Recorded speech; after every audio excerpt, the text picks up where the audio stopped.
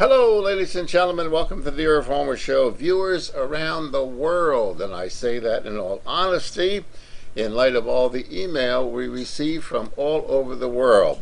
So I have to include everyone worldwide, regardless of what country they're in or where they're at or where they're viewing us from.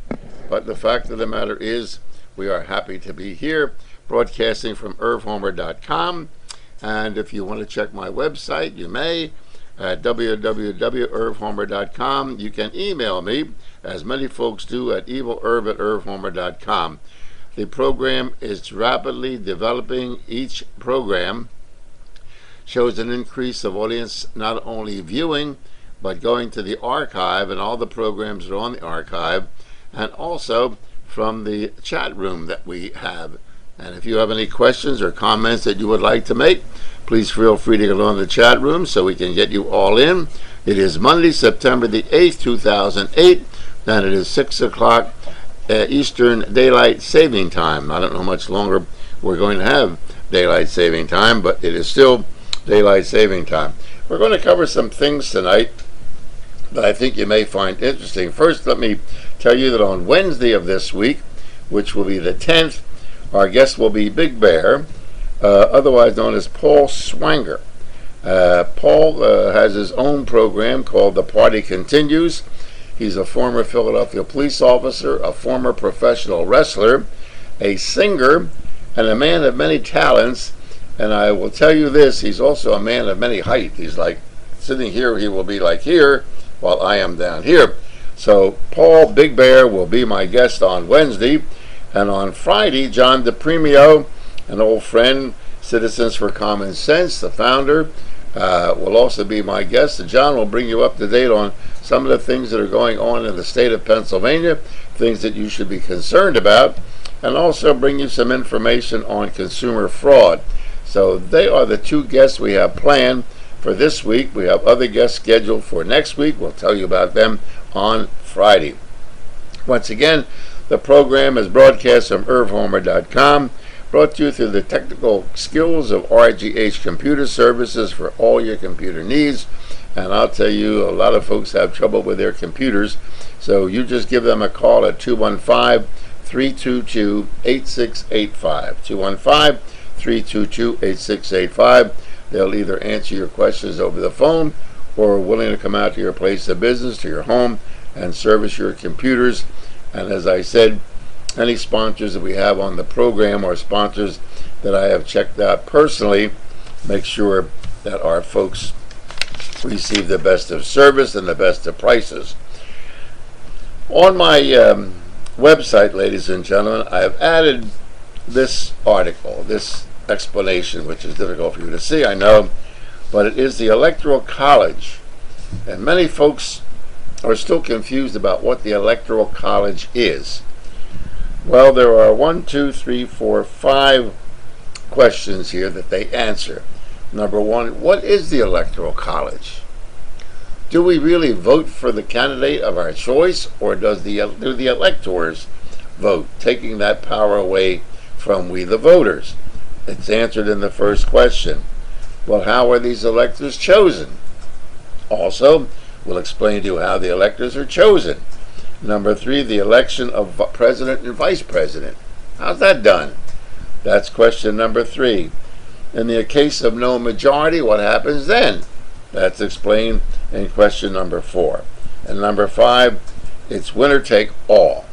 And so you'll be able to understand yourself as we approach the election of the president and vice president of the United States, what the Electoral College is all about. Once again, it is on my website, and you'll be able to, I suppose, take it off the website so you'll be more familiar with what happens with our electoral process. Once again, the website where you can find the explanation of what the Electoral College is www.irvhomer.com, and you can see for yourself, be more informed on whether or not your vote counts or whether the electors' votes count, and why do the political candidates play for those electors.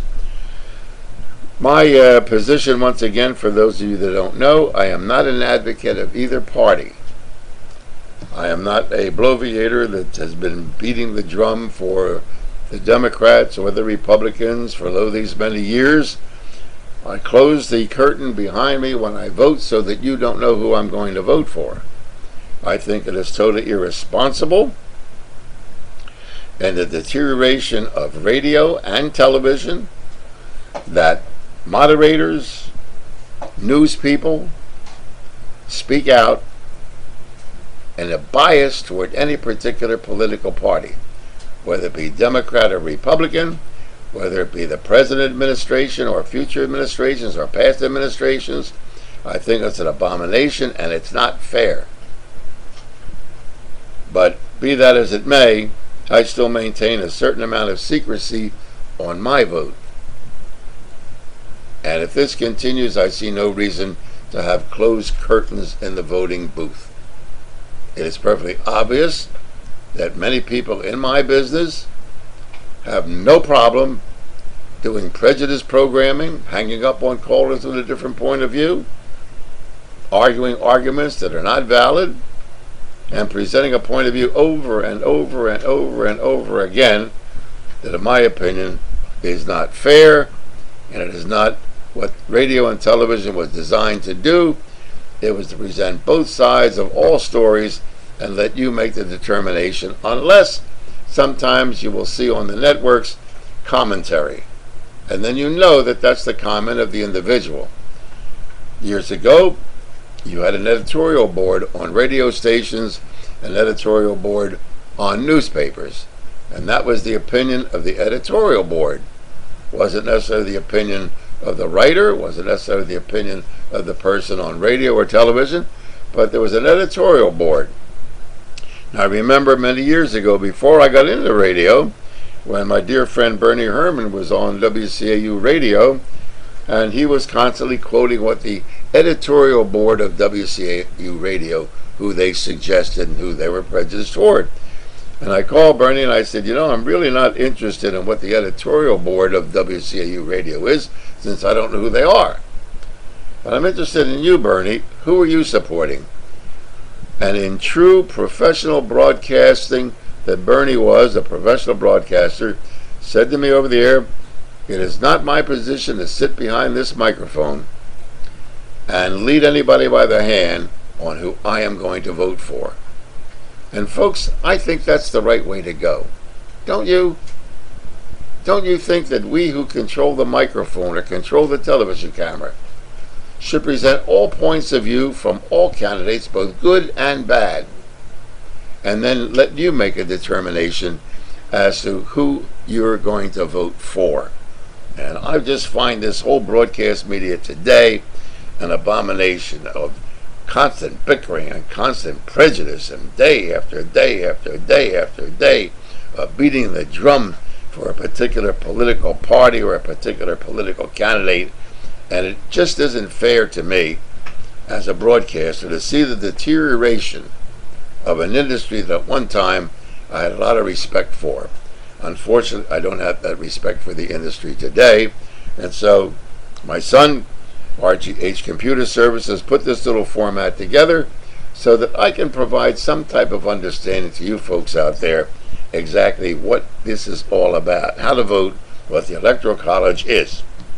Criticism of some awards that was held this weekend, I believe, in which the Hollywood crowd, the entertainers of the people in America, the rock stars, the sex symbols, the young folk, and they're complaining on the bloviators that who are they to voice an opinion? Well, who are you to voice an opinion?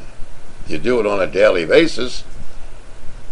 But I can guarantee you, ladies and gentlemen, across the board, the high-paid entertainers who may have a prejudiced point of view toward one particular candidate pay more in taxes than the average American. Sports figures, entertainers, singers, comedians, guys like Bill Maher, pay a tremendous amount of taxes. And so I think they may have a right to speak out. Now, Bobby Vinton, who some of you know or may not know, had a big sellout crowd at his performance this weekend. And when someone asked him what his, particular candidate was, he merely replied, "I came here to sing." And so, from what I understand, the program that Bobby Vinton provided for was done in a neutral way. He did not, in any circumstance whatsoever, pick Barack Obama, pick John McCain. He just did it, and that was it. And so I say great to you, Bobby, because Bobby also is a guy that paid many, many, many dollars in taxes. So before you criticize these people who, the Barbra Streisands of the world, or the Bonos, or the other people in the entertainment business, just think of the amount of money in taxes that they pay. Sure, they receive big salaries, but they pay a lot of money in taxes, personal income tax. Also, their accountants, their business managers pay a lot of money in taxes. So you may think that they have a right to speak out. And so that is my answer to that particular question. Let's go to our chat room and take a call here. And it says, I don't know, see if we can get the caller's first name. If you callers or your viewers, just give your first name, please. We kind of make it a little personal, you know what I mean? Bill or Mary or Josephine or someone.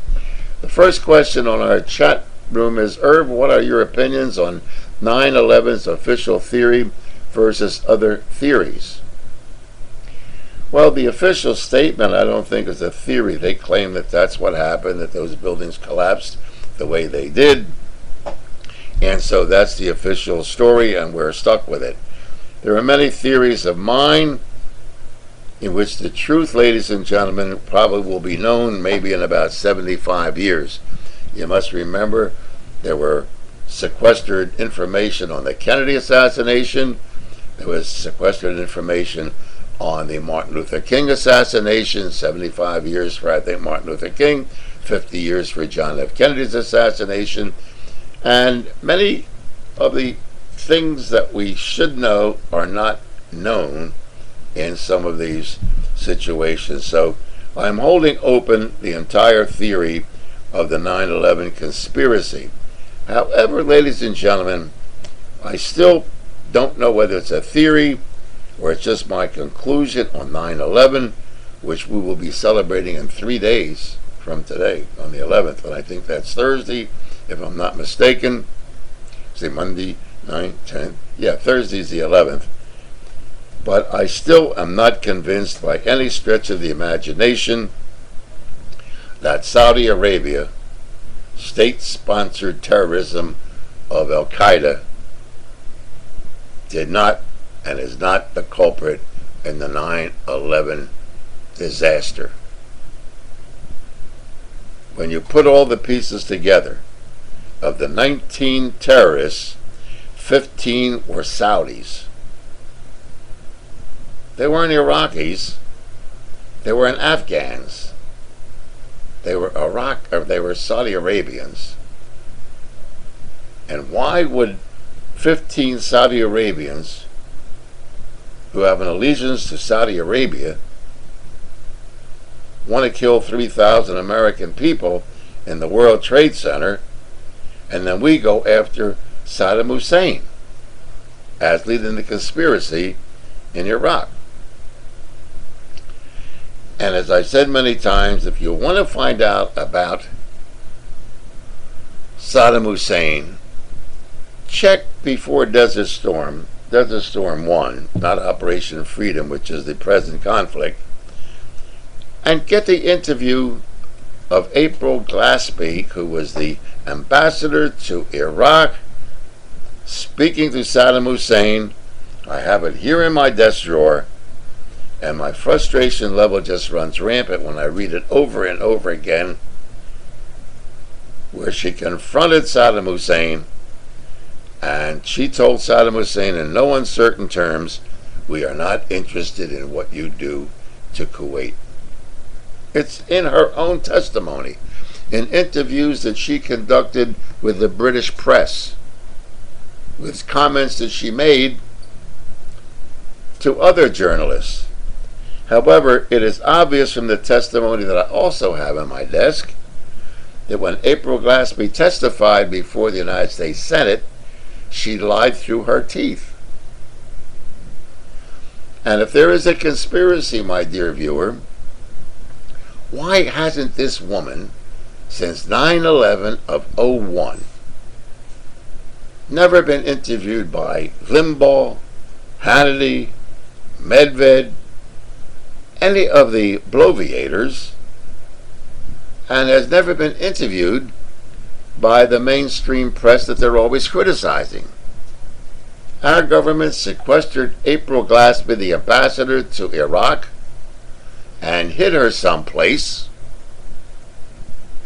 and she's never been able to make any public statement. Larry King never got her on the program. Now, folks, I'm not paranoid, but even paranoids have enemies. But it makes sense to me that they take all of the experts of the Middle East and interview them, but never April Glaspie, the female ambassador to Iraq, who personally spoke with Saddam Hussein before he invaded Kuwait, and never interviewed her anywhere in the media, and to be cross-examined by the Tom Brokaws, by the late Peter Jennings, none of them. And when I bring her name up on Inside Story, they scoff. They say, who is that? Well, this is the conspiracy, my dear viewer, that I'm concerned about. A, it's hard for me to believe that a bearded guy walking with a cane, hiding in the mountains of Afghanistan or Pakistan, was capable of logistically creating a humongous military operation of 5 aircraft attacking the United States at the same time. It just doesn't make sense to me. If it does to you, you can email me at irvhomer.com and explain to me, excuse me, ladies and gentlemen, I pulled the unpardonable error of not shutting my phone. How do you like that, folks?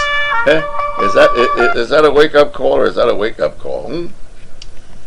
So that is my answer to the conspiracy or the theory of 9/11.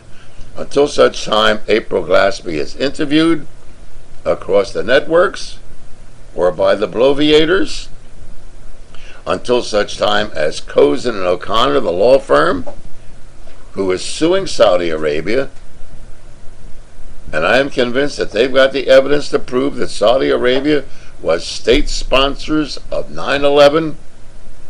My conspiracy theory is Saudi Arabia is the guilty state. And the State Department says, unless we can say that the state is... What the heck is going on here? I thought I shut this thing off. Shut this thing off. Will you please, Ron? Thank you. So that is my answer to the first question on our chat room. Number 2, Irv, I remember the editorial board and the disclaimer about the moderators. Well, I'm so glad you did, viewer. The conservative right-wingers of Hannity, Limbaugh, and Medved have no such disclaimers because their stations are controlled excuse me, by the Republican Party. I don't know whether the Republican Party controls the radio stations or the television stations, but I do know that when the whole industry was deregulated by the Federal Communications Commission, excuse me, and one corporation owns 1,300 radio stations throughout the country, another one owns 700, another one's 800,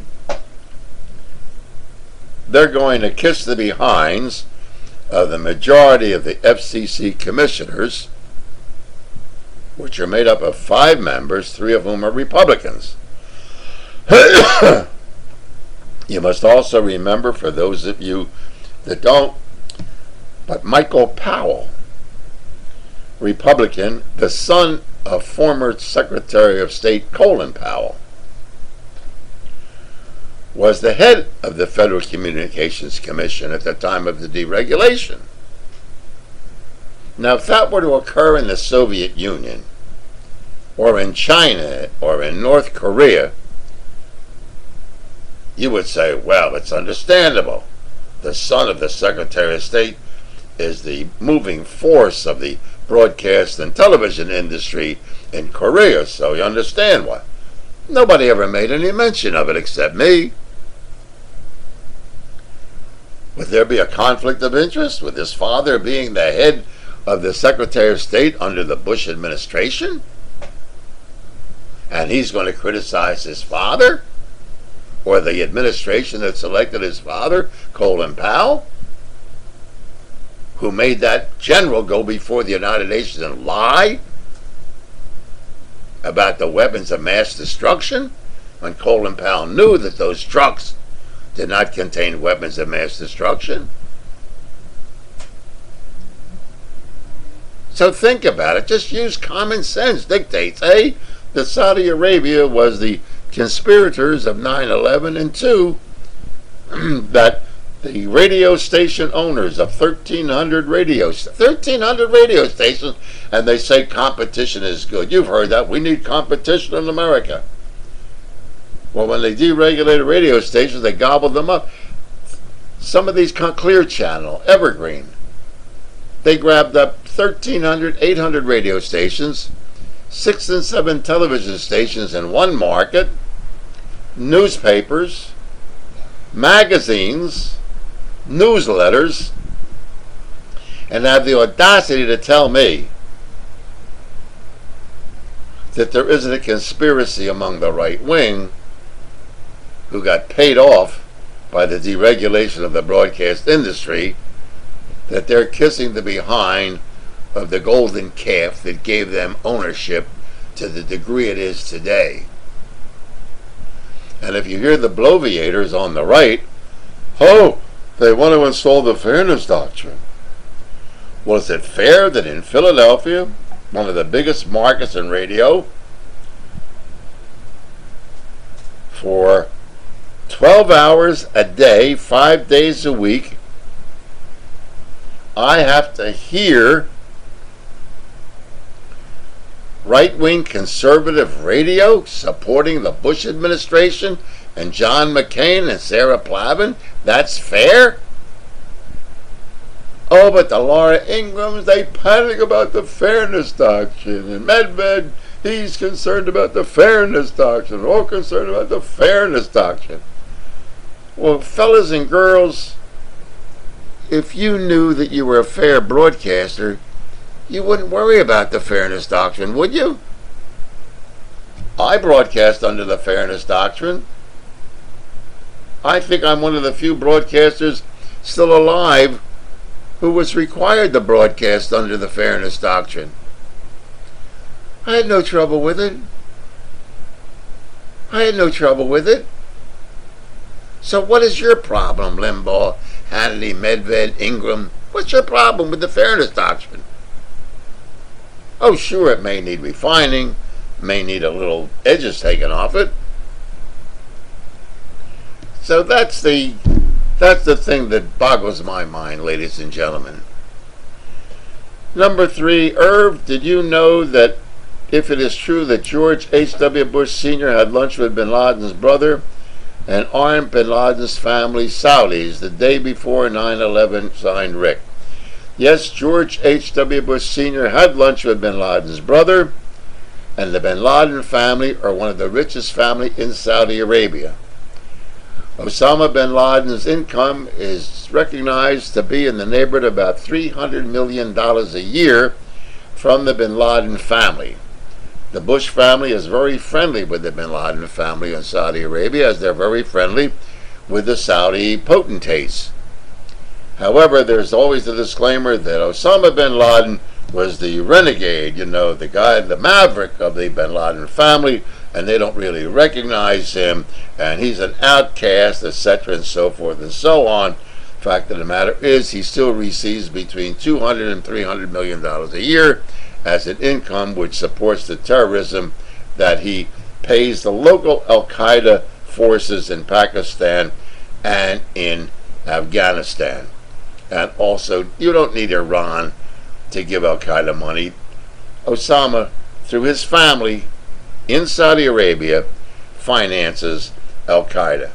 But because Saudi Arabia is our, quote, ally, and we buy oil from them, and the Bush family going back to World War II with Grandpa Prescott Bush, that country will never be declared an enemy of the United States. Not as long as there were a Bush influence or a Republican influence in Saudi Arabia. Let us go to number 4. Irv, please comment on ballot access laws regarding third parties. How is it possible a legitimate political party, Libertarian Green Party, can earn enough states to win an electoral college yet not have the legal right to be included equally in debates? From Bob. Well, debates, Bob, are set up usually by the League of Women Voters. They're not set up by the government. The government requires no debates whatsoever. The Fair Election, the FEC, which is the Fair Election Committee of the United States government, does not say that all parties must be applicable to the debate. However, when you realize that Ron Paul received 128,000 votes in the primary in the state of Pennsylvania, you would assume that Ron Paul would have a right to speak at the debates, which he was, but not head-to-head. Ballot access is controlled by the Republicrats, or the Demopubs, because in my opinion there are only two parties that control the United States, and they're both the same. You remember Tweedledum and Tweedledee? Well, we have no difference of opinion between the Republican and Democrat parties. They're the same party. They're the same boys. Oh, they will claim that John McCain is a maverick. However, he voted by the commercials that you see. 90% of his votes were with President Bush. However, the rebuttal by the Republican bloviators on radio, well, you must remember that Joe Biden and Barack Obama, well, they voted 43% of the time with President Bush. Well, fellas, 43% is a little lower than 90%. Wouldn't you agree, ladies and gentlemen? Because, you know, even a stopped clock is right twice a day. So eventually, there would be a vote for the president's policy if the president's policy is beneficial to the country, and both Democrats and Republicans would vote for it. During the Clinton administration, which the Republican bloviators forget to realize that many Republicans voted for Bill Clinton, some of them as high as 90% of the time. But they conveniently leave out, and I don't know which is more dangerous. I really don't know which is more dangerous. Telling an out-and-out lie or telling a half-truth. I don't know the difference. Which one is worse? You can be the determinant of that. So when someone tells you a half-truth and only gives you half of the information, their defense, of course, is, well, I didn't tell a lie. No, but you didn't tell the whole truth either. But I didn't lie. And so it's a game of semantics, ladies and gentlemen. Of course you didn't lie, but you didn't tell the whole truth. So the reason you can't get on the ballot is because the Republicrats don't want you there. If you're a third-party candidate, the Republicans are afraid that you'll pull votes away from them to go Democrat. The Democrats are afraid that you'll pull votes away and go to the Republicans. But what I want you to do this election, ladies and gentlemen, I know it may take a little time to do the research, but you will see that the winning party, whether it be the Republicans or the Democrats, will steal from the third party the ideas and the ideology that made third-party candidates listen to. The biggest one was when the Socialist Party was running against a Democrat Franklin Delano Roosevelt. And Roosevelt instituted something that you people would never give up. Social Security was not the Democrat Party's idea. It was the Socialist Party in 1940, 1940, I believe it was, when they were running against Franklin Delano Roosevelt, the Democrat candidate. So listen carefully to what Bob Barr of the Libertarian Party, or Ron Paul, or Ralph Nader is saying, because what's going to happen is the winner of this election will steal those things, and then they will pat themselves on the back saying how hard they are. Why do I know how difficult it is to get on the ballot? Because for those of you who may be hysterical, I don't think it's funny because I did it for a purpose. In 1972, ran for Vice President of the United States along with John Mahalchik of New Jersey, who ran as the president. We could have dropped our pants in City Hall courtyard and never be interviewed. Oh no, I'm wrong. Interviewed once by Rutgers University. And we ran in a party called America's First Party. Now, on the flip side of it is, there are so many political parties that have or should have ballot access in America that you never hear of. They get enough signatures to get on the ballot, to campaign, to get recognition in the Library of Congress, get into the congressional record, but you never hear of them. I would venture to say at any given time, even this election, there must be 30 political parties running for some type of office. Really. Really. But we're led to believe in our government-operated schools that we're a two-party system, which we're not.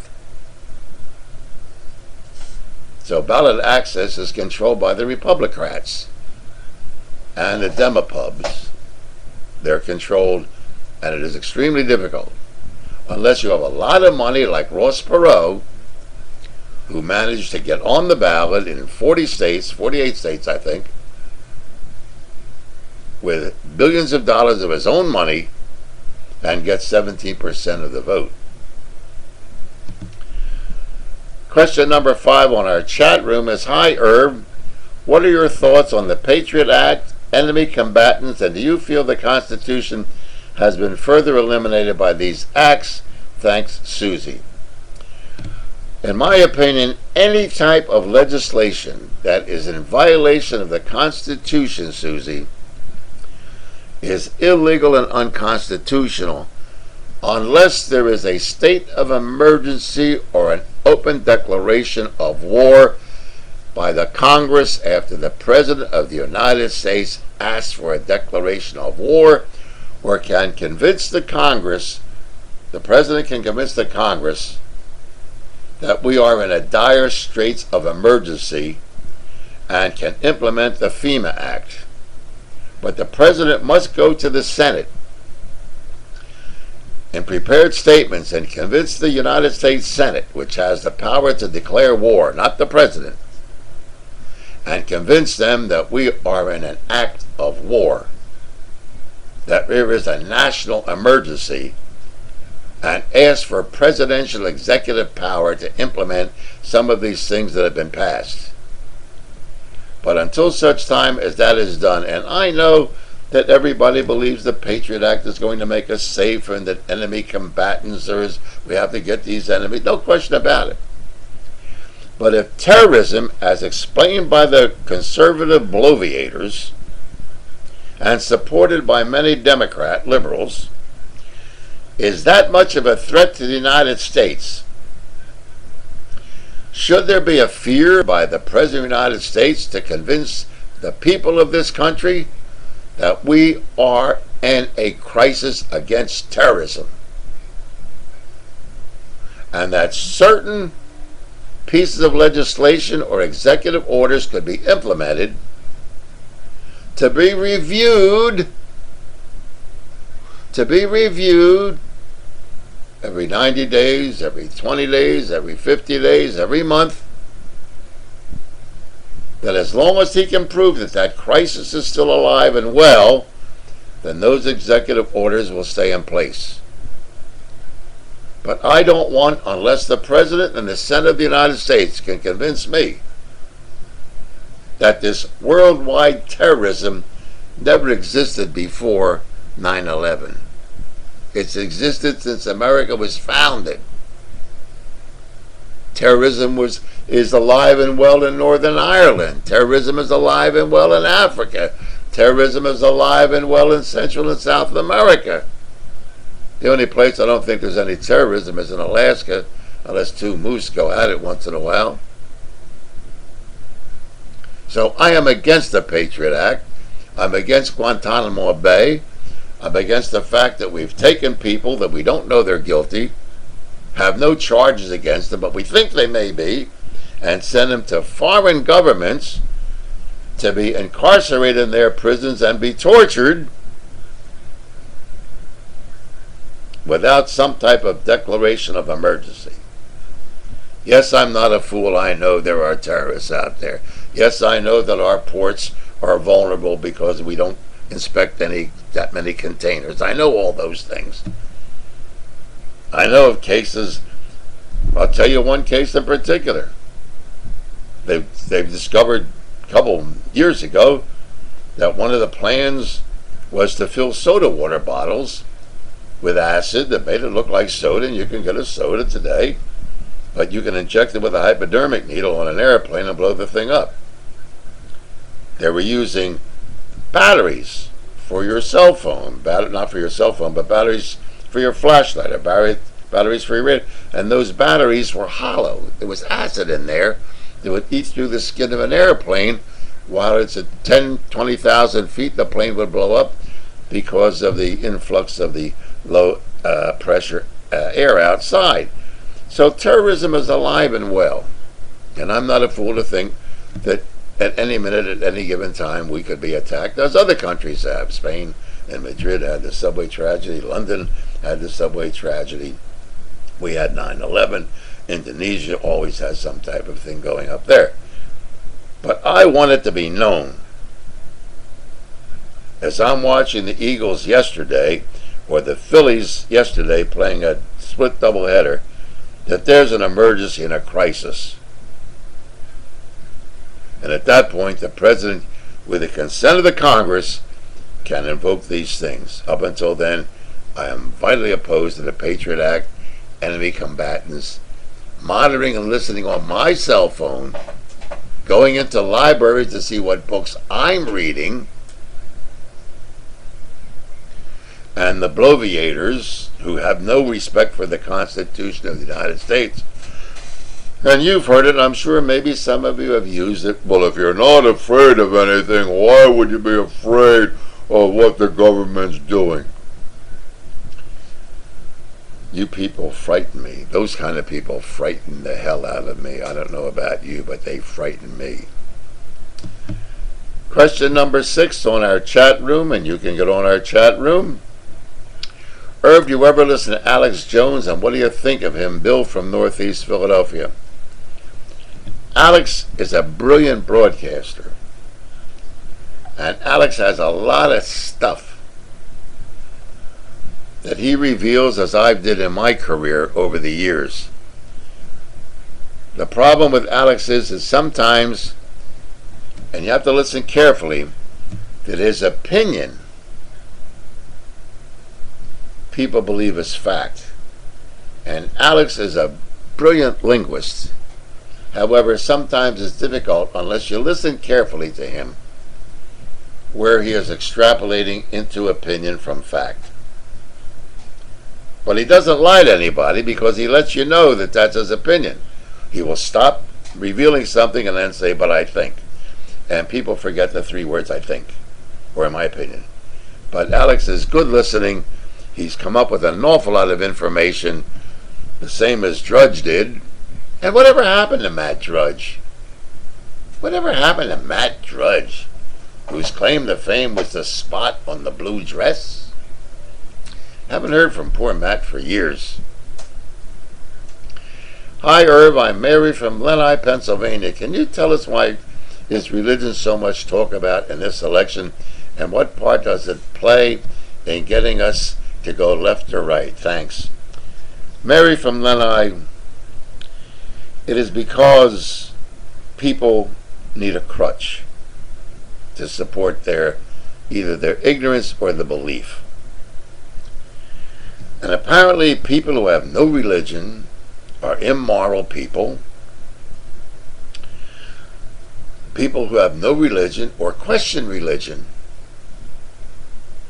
don't have the right to voice an opinion, don't even have the right to question anything. We're less than human. And so they use religion as a crutch and think that that's going to garner votes, which it does.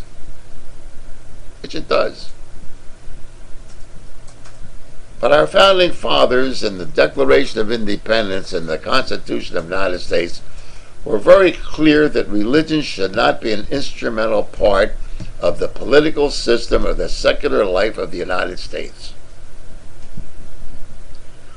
As I said, though, everybody likes the Constitution and the Bible except the parts they disagree with. So if there's something in the Bible that you disagree with, you don't pay attention to it. If there's something in the Constitution or the Bill of Rights that you don't agree with, you don't pay any attention to it. My argument has always been, and I was involved in a situation where the government actually sanctions religion in the United States by granting a 501c3 tax exemption to religions. Now, let's say you start a religion called the four-wheel drive hybrid. You believe that the four-wheel hybrid is God. And so you apply for a 501c3 tax exempt status for your four-wheel drive hybrid religion. Government says, oh no, that's not a religion, we can't give you a tax exemption. But wait. I thought you were supposed to be neutral. So the government over the years, through the pressure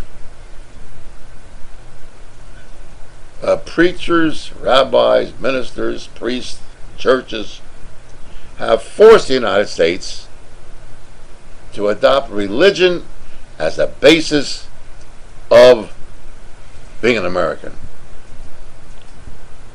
The fact of the matter is, you will see on television shortly, on your news,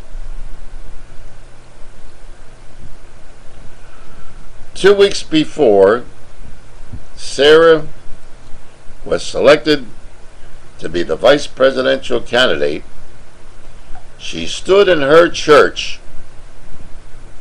She stood in her church and said that it's God's will that we went into Iraq.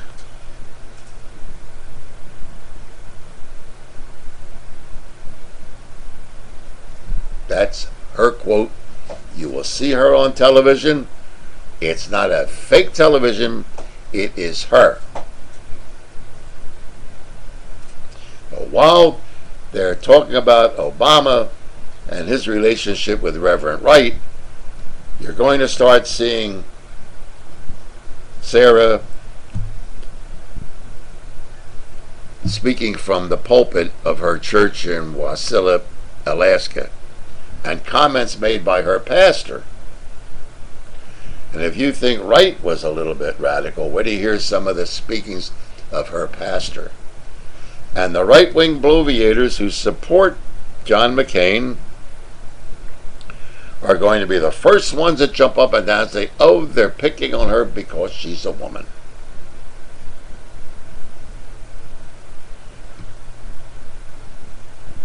She is going to be attacked the same as the bloviators, the Limbaughs, the Medved, you know the list, you know the characters, the cast of characters that I refer to.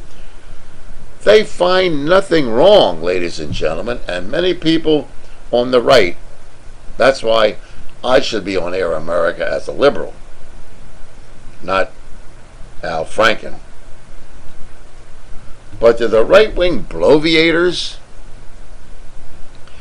forget that for going on 16 years, 16 years, 8 years during the Clinton administration and 8 years during the George Bush Jr. administration, the right-wing bloviators have attacked every Democrat, liberal, movie stars, entertainers, politicians for being liberal.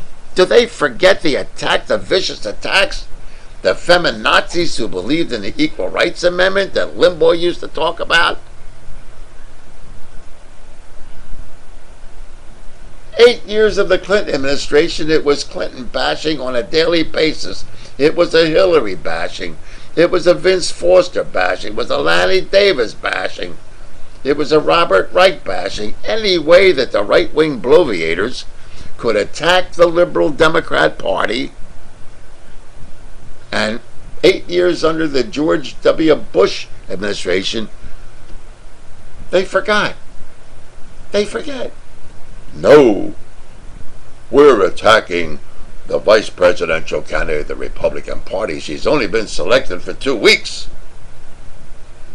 And 2 weeks is not equal to 16 years that you right-wing bloviators have been attacking the Democrats and the individuals in the Democrat Party. So why don't you guys allow me to come face to face with you turkeys? Or why don't you let a caller get through that can challenge you? You're yellow bellies and you know it. Listening to one today, I won't give him any credit. Gentleman called up and he said, my wife is a very conservative, God-fearing individual. Moderator said, yes, I appreciate that. God bless her.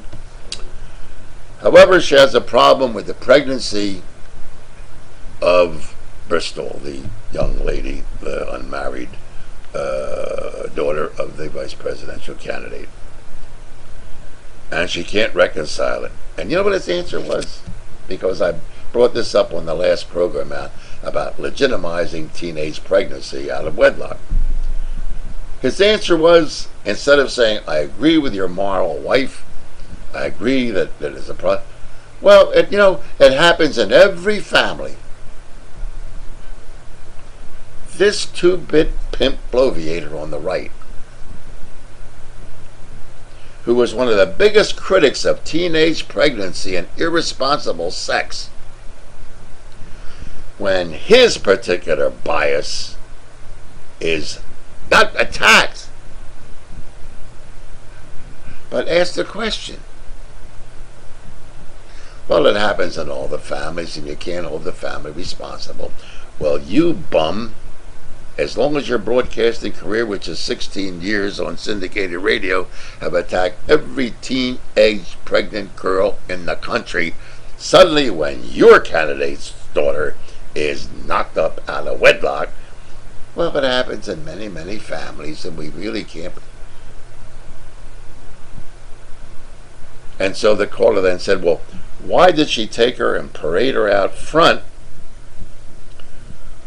holding the baby, the Down syndrome baby, so that we could politically feel sorry for her pregnancy and for the child, her brother? And the moderator said, well, what would you like her to do? Send her to Alaska?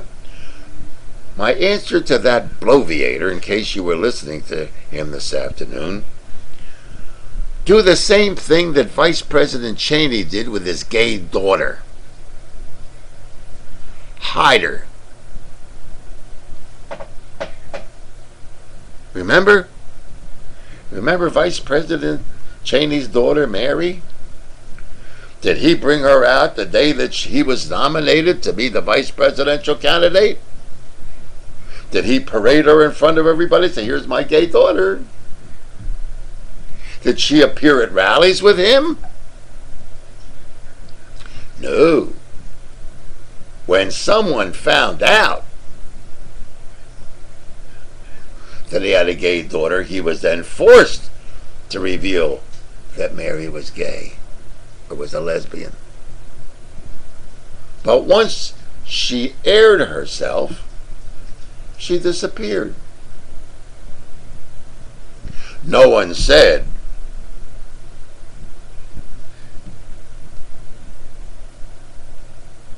"Where's your daughter, Mr. Cheney?" Or, "What are you worried about, Dick Cheney? Everybody may have a gay in their family." Never made excuses. They just took Mary Cheney and hid her from the public view. So you see, ladies and gentlemen, it's important for you to tell your friends about this program. It's important for you to start thinking for yourself to rebut these crazy arguments from the bloviators on the right. Conservatism is an admirable quality, as is liberalism. But when you get a steady dose of the crazy conservatives, half-truth bloviators, you disgrace the word of conservatism. And you liberals disgrace the word of liberalism with some of your crazy antics. And if you take the far right conservative and the far left liberal, they come together and meet because they're both crazies. That's why over my broadcast career, I refuse to be labeled a conservative or a liberal. It's only important for me to know what I am on the issues. I think I'm the only agnostic on radio who believes that abortion is the destruction of human life. My internal problem is that my business, if a woman aborts a baby, because I don't have to keep it. But if you take a look at the births out of wedlock, it cost us last year $680 million. So if you want all these babies, drug-addicted babies, alcohol syndrome babies, babies born of women that have been on drugs or alcohol, poor prenatal care, then shut your mouth up when the liberal government says we're going to tax you to keep those babies because of your position. And don't you liberals go parading around to me that it's an honorable thing to have 8 and 9 children out of wedlock. Don't do that to me, because I'm not going to buy it. So there's enough hypocrisy on both sides, ladies and gentlemen, and so it's difficult to pin me down as a conservative or a liberal. To our next caller or next viewer, Matt Drudge still has his website on www.drudgereport.com. Ron, the producer. Is that you? That's right. Well, Ron, Matt does, but he doesn't have the credibility I think that he gets today, because everybody at the time Matt Drudge revealed about the spot on the blue dress, everybody was quoting the Drudge Report, and he was syndicated on radio, but I don't think he's syndicated on radio today. I haven't heard the Drudge Report, but Matt made his millions of dollars with one hit, and he got his 15 minutes of fame, so God bless him. Our next question is, Irv, I'm reading Creature from Jekyll Island. Congratulations. Again, isn't it the job of the government to keep the country in debt to line the pockets of the wealthy? And can you explain how we had a surplus during the Clinton administration when we're still in debt? Sam from New Jersey. Well, there's a difference between having a national debt, Sam, and having the deficit. What we had under Clinton was a national debt, but there was no deficit. Now, national debt is predicated on you having a mortgage. And you intend to pay your mortgage off with anticipated revenue. Take a 30-year mortgage, you anticipate that your revenue for 30 years is going to be adequate to pay your mortgage off. Well, national debt runs the same. As long as the national debt yearly payments don't exceed that which you spend. Now, when you spend more than you take in to pay off that mortgage, that creates the deficit. So we were in debt under the Clinton administration, and that's what the right-wing bloviator, well, the Clinton administration, no. There was no deficit under the Clinton administration when George Bush took over. There was a debt. But do you consider your mortgage to be a debt? Well, yeah. But you know you're going to pay it off every month. You consider your car to be a debt? Yeah. But if you're not making enough money in anticipated revenue to pay your car payment or your house payment, you then have to go borrow money to pay that debt because you're not making enough money to pay off that obligation. And that money that you would borrow is deficit spending. You're spending money that you're not going to make because you're going to pay off another bill that you've already accumulated on the idea that you've got anticipated revenue. So that is a different. Congratulations for reading Creature from Jekyll Island. It would explain an awful lot to you. Frank from Roxborough, Pennsylvania. Irv, what really happened to Ross Perot? Well, Ross Perot, you must remember, in addition to being an astute politician, is a brilliant businessman. He knew that NAFTA, the North American Free Trade Agreement, was going to go through while he was running for president. Although he was opposed to NAFTA, the North American Free Trade Agreement, he was smart enough to buy warehouses in Texas and in Mexico that when NAFTA became a reality, even though he may have lost the election, which he did, he owns and controls today the warehouses where that big whooshing sound, you remember when he said there'll be a whooshing sound when that? Well, he controls the warehouses where those trucks deliver the stuff to Mexico, the American trucks come in and pick it up, and vice versa. The American trucks go into the Mexican trucks go into the American. He owns and controls $1 gazillion worth of warehouses. So Ross Perot was no dummy. He knew NAFTA was going to pass. He said, look, I'm going to cover my bets. If I don't become the president, I'm going to own those warehouses. And he does.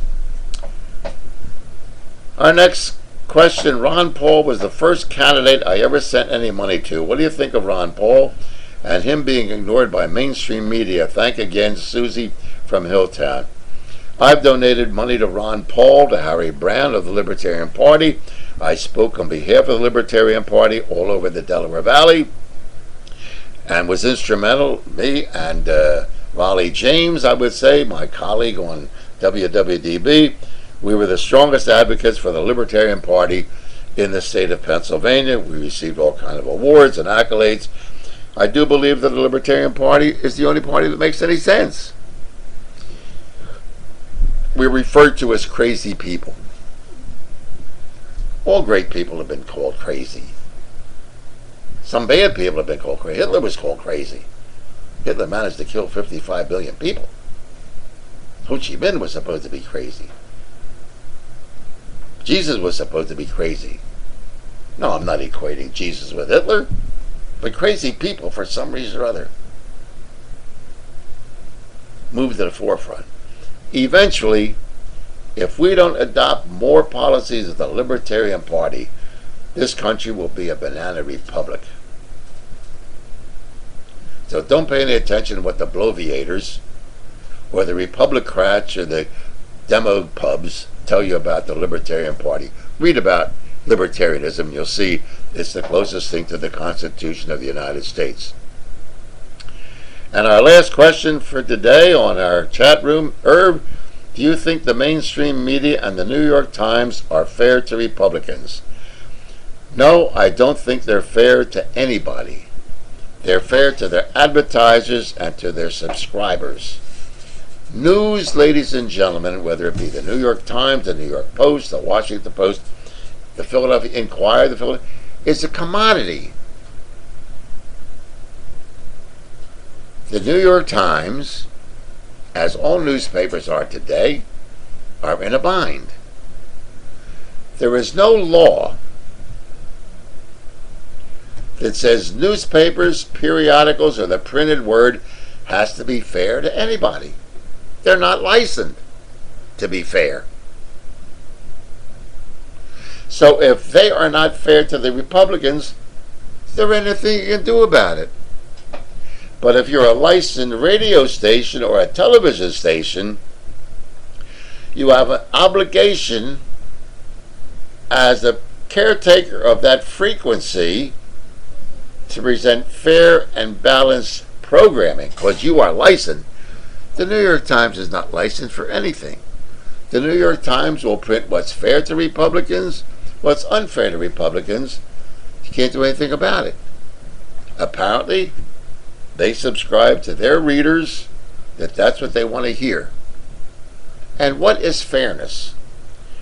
I can assure you now, as we sit here and speak tonight on the 8th of September, 3 days before 9/11, that factual information about the vice presidential candidate of the Republican Party is going to be considered to be unfair to her. The truth is always unfair. The truth about Democrats and liberals is unfair. The truth about Republican conservatives is unfair. Because fairness is in the eyes of the beholder. The New York Times is a liberal newspaper. But the New York Times only comes out once during the day, but I have to listen to 12 hours of right-wing bloviators on government licensed stations that should be fair. Once again, we're broadcasting from IrvHomer.com. My website is www.irvhomer.com. My email address is evilerv@irvhomer.com. And this program is brought to you through the technical skills of RGH Computer Services for all your computer needs or problems. Give them a call, 215-322-8685, 215-322-8685. Once again, go to my website and you will be able to read for yourself the Electoral College. It'll inform you and give you information about what the Electoral College is, so you know that when the election time comes, who really selects the candidates. I'm Irv Homer.